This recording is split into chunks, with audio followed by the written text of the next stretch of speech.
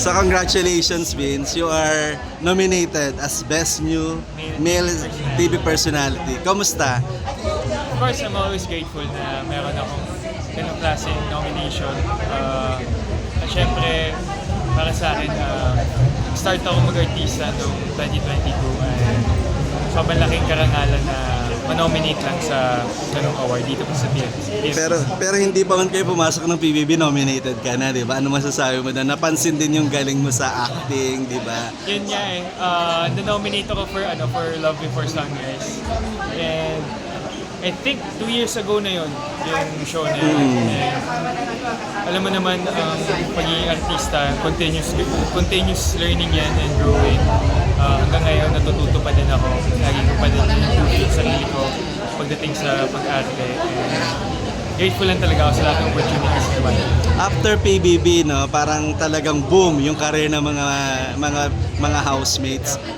Ano pang expect mo dun sa mga darating na mga upcoming projects mo? Ngayon, pwede niyo po ako abangan sa Encantadia, Sangre.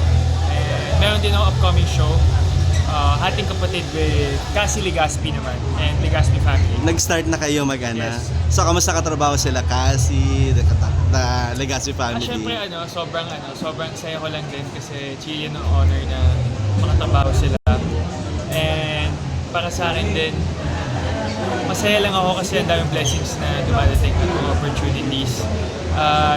Isa din siyang challenge na kailangan ko talaga mag-improve, lalo na, alam mo yun, pang 5 show ko na din ata, so kailangan push lang talaga ng Serye ba yan? Yes. So kamusta kang katrabaho ano yung role mo? Ano yung relationship mo kay Cassie dito? Kay Cassie, tawag dito, partner niya ako doon sa ating kapatid. Parang love team, ganyan. Yes, meron akong basta. Bawal mo na sabihin.